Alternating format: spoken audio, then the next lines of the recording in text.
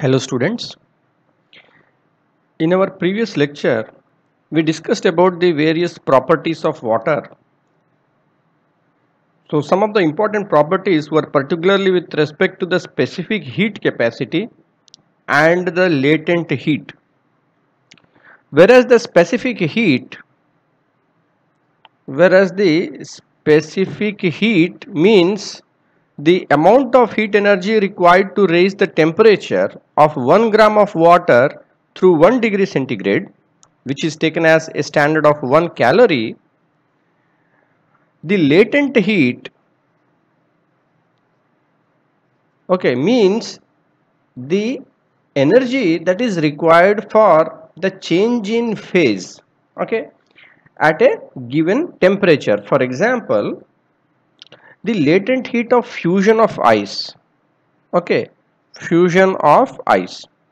So at this temperature, which is known as the freezing point, what happens that ice and water are at equilibrium. That is, the ice will be melting into water and water will be forming, will be solidifying into ice.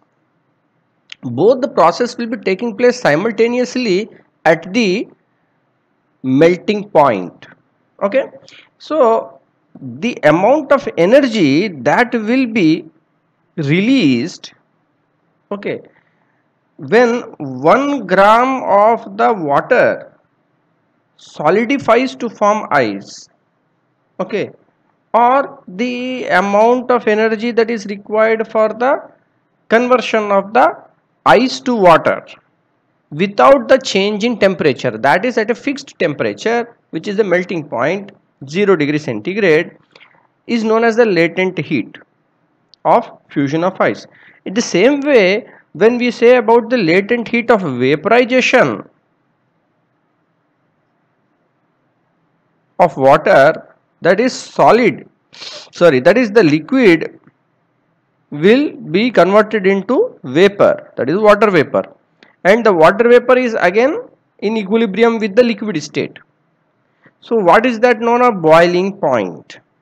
So at the boiling point, at this particular temperature, how much energy is required for the conversion of the liquid water to its vapor state, or the amount of heat energy that will be liberated when we are converting the vapor state of water to liquid. That is known as the latent heat of the vaporization of water. So that has a specific value. For example, it is 540 calories per gram. And this temperature, obviously you know the boiling point is at 100 degree centigrade, and here for it will be 80 calories. So in this way, the latent heat and specific heat are very different. Both of them will be for a standard of 1 gram of the water. Now moving on to our today's video, that is, we will be discussing about water as a universal solvent. We'll be discussing about water solutions, what are different types of solutions, and what is the concentration of a solution. What do we mean by the concentration of a solution? So let us start. In our previous lecture, we also discussed that water is a universal solvent. Universal solvent. That means there are so many different types of solids, liquids and gases that can dissolve in the water. That is due to the high dielectric constant of water. We discussed already what is a dielectric constant. That is a slight polarization. You can check in the previous video. Now, because water is a universal solvent, there are solids that can be dissolved in it. For example, you know that water is like hard water and soft water. Hard water means there are a lot of salts that are dissolved, like calcium and magnesium salts. So generally when we are taking the boring water, that is the underground water, then what happens, it has a lot of dissolved salts in it, and when we boil the water, we find some salts are deposited in that vessel. You can see some salts, scaly kind of appearance will be there. So that is an method by which you can know that there are some solid particles or some solids that are dissolved in the water. Similarly, in the case of soft water, what happens is that the amount of these salts or minerals that are present in water is very less or almost absent. For example, rainwater. Okay, in rainwater there are no minerals. Okay, so that is a soft water. Okay, distilled water, that is a soft water. Now, the minerals that are dissolved in the water, they have a specific importance because they also give certain taste to the water, and they are also needed by our body, and they are also needed for the growth and development of the plants. The other thing that can be dissolved, that is normally dissolved in the water, are the gases. Okay, so the gases which are dissolved in the water, which are very important, is the oxygen. Okay, now here interesting thing is that oxygen, nitrogen, carbon dioxide. Okay, now in the atmosphere, which is in the highest concentration, nitrogen is in the highest concentration compared to oxygen, compared to carbon dioxide. Okay, but when it comes to the solubility in water, okay, these gases will dissolve in water.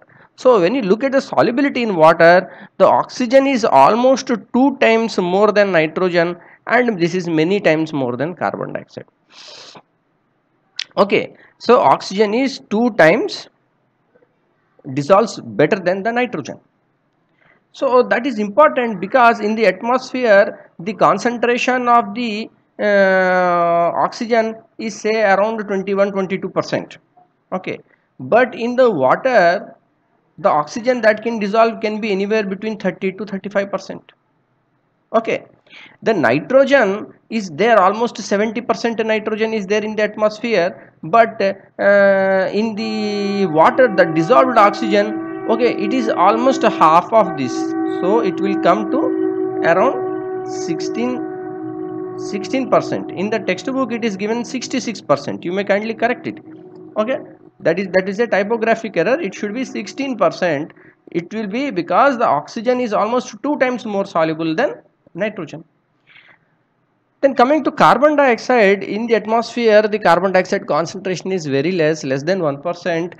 That we often use this carbon dioxide in the carbonated drinks. Okay, carbonated drinks, or what we say, these are the soda water. Okay, soda water, carbonated drinks, cold drinks that we take. So basically what is done, this carbon dioxide gas is dissolved in the water at a cooling temperature, you know, at a lower temperature, that is around 4 degrees centigrade and so on. Okay, below 10 degrees. So then what happens, the more and more of this carbon dioxide can go into the water.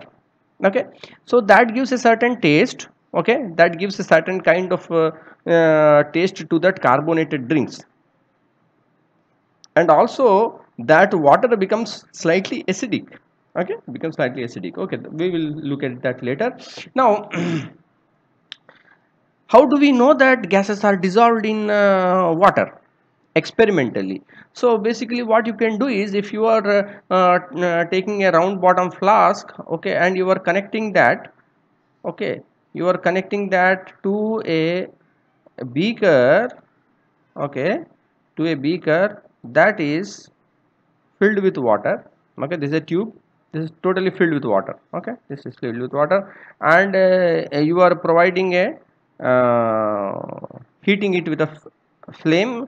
Okay, and this is all immersed in water. Okay, and you have a certain graduated tube over it. Okay, graduated tube over it. Graduated means it is marked in this way. Okay, so you have the water again is filled up to this level. So this is a empty space. Okay, what you will see is the bubbles will be formed.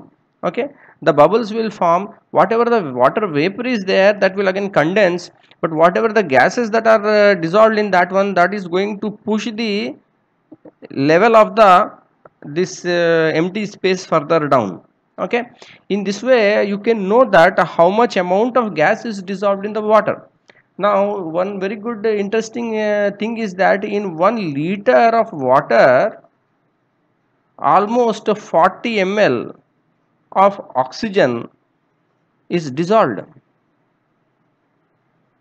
Okay, that is interesting, right? So in 1 liter, almost 40 ml of oxygen is dissolved. Now this is very important because in the aquatic marine life, like if the fishes are there, the aquatic plants are there, they need this oxygen. Okay, they need the carbon dioxide, that is the plants need the carbon dioxide that is dissolved in the water. Okay, so when photosynthesis takes place, that is 6 CO2 plus 12 H2 gives rise to C6H12O6 plus 6 CO2 plus 6 H2O. Okay, so we're taking this photosynthetic reaction. It is what it requires input of carbon dioxide. This carbon dioxide is a gas, but it is dissolved in the water. Okay, so that is the photosynthesis will be taking place. At the same time, there are also some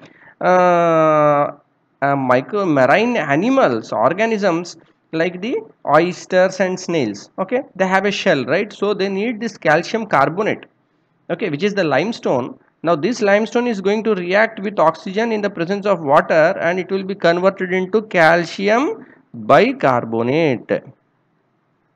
Okay, calcium bicarbonate. This calcium bicarbonate will be useful for the building the shells of these oysters and snails, etc. Okay, so in this way we see that the importance of the dissolved solids and gases in the water.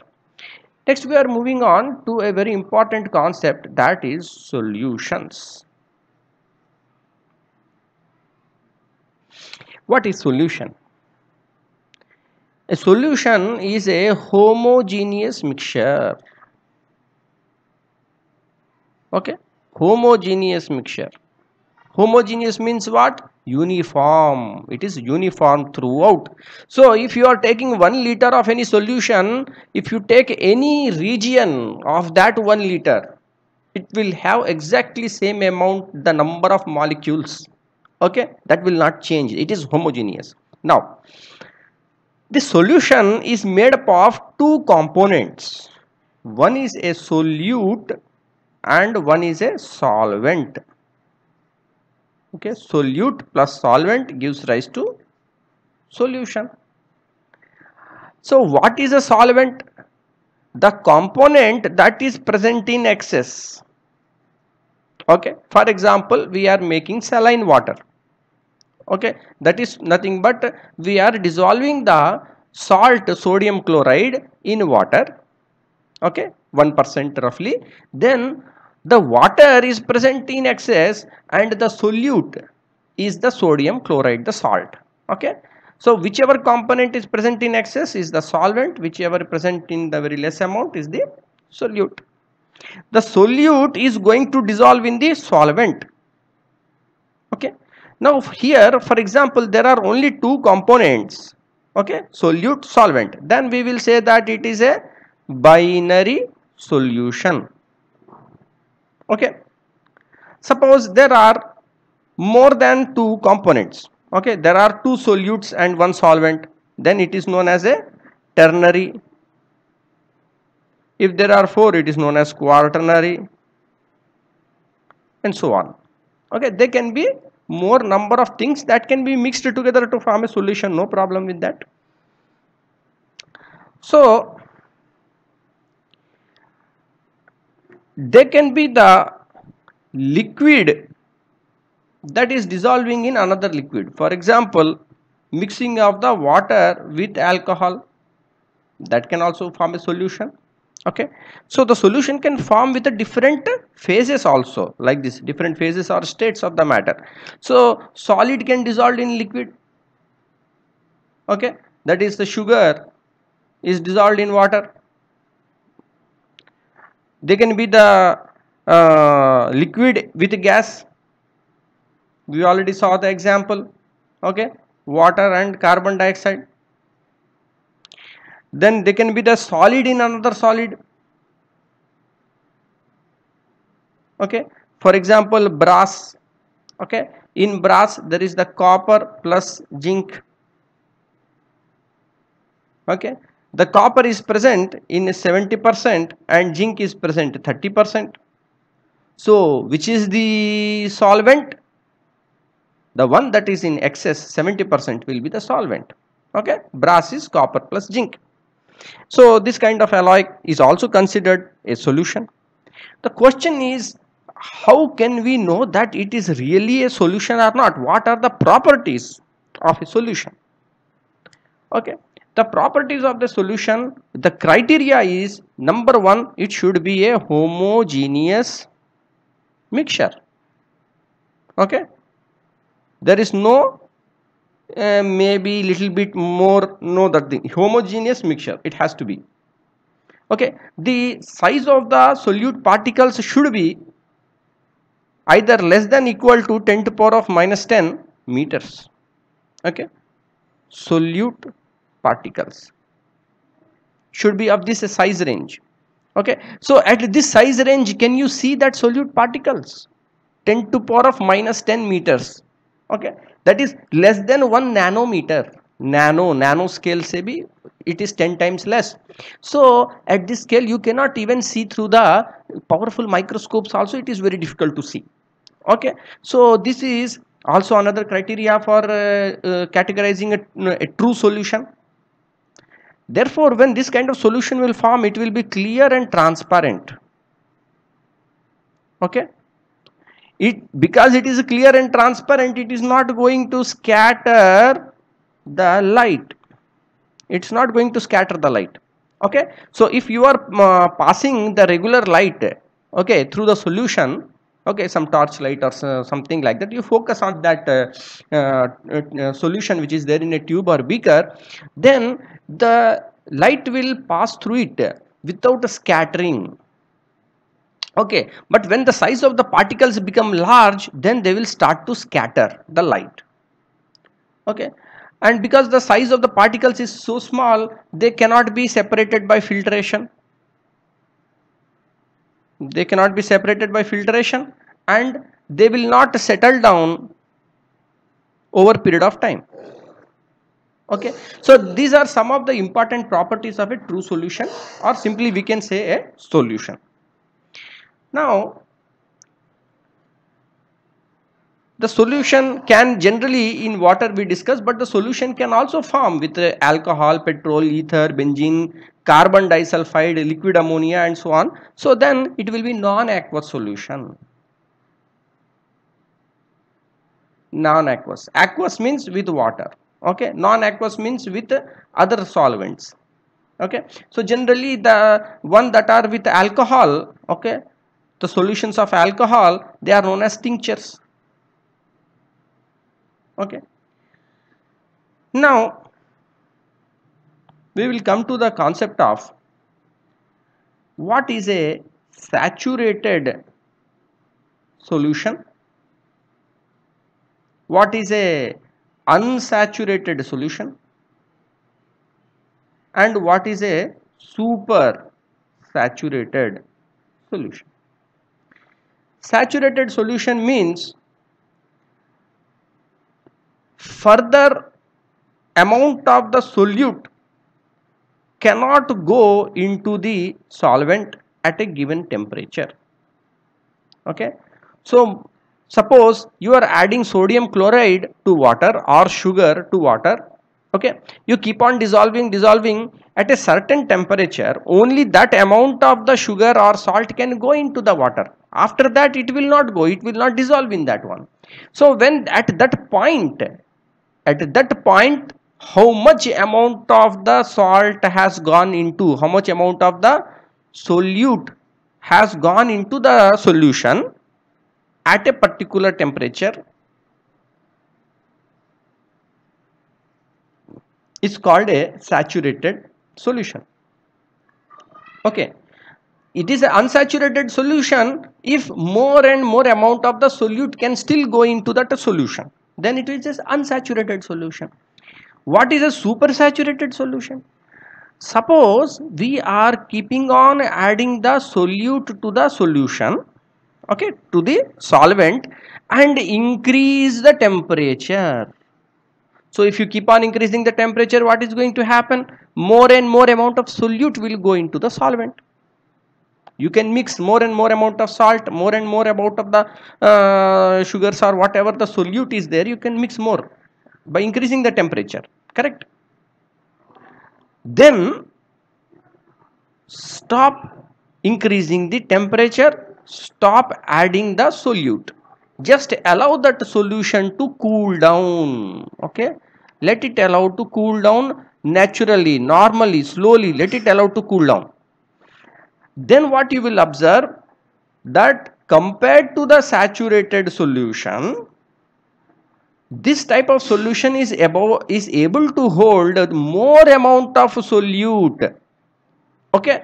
Then what we say, this is a supersaturated solution, that is at a lower temperature. Suppose at 35 degrees centigrade, okay, if 20 grams of a certain solute can be dissolved, okay, then here in supersaturated what will happen, say around 25 or 30 grams can be dissolved, same 35 degrees centigrade. But what did you do? You first heated it to say 60 degrees, 70 degree, okay, till you are able to dissolve 30 grams, and then you allowed it to slowly cool down. But when it cooled down, the salt, the solute did not come out of the solution, it remained as it is. But this kind of solution is unstable, okay, or what we say, it is metastable, okay. Even if you slightly shake it, okay, do a little bit of stirring, then that excess of the solute will come out, okay, that is a supersaturated solution. Then coming to the, what is this concentration of the solution? So you may have heard that it is a dilute solution, it is a concentrated solution. What does it mean, dilute and concentrated? Okay, that means in a dilute there is going to be relatively less solute, okay, and in a concentrated solution there is going to be relatively more solute, okay. For example, I take the 1 liter of water, okay, dilute solution, I am telling that there is the, for just example sake, there is the 1 milligram of the solute. In concentration there is the 1 gram of the solute, okay. This is more concentrated. 1 gram of solute in 1 liter is more concentrated than 1 milligram of the solute in 1 liter of water, okay. So in our next video we will be discussing about the concentration of solution as mass percent and volume percent, as well as about the solubility. So we will be discussing these concepts in our next video. Thank you.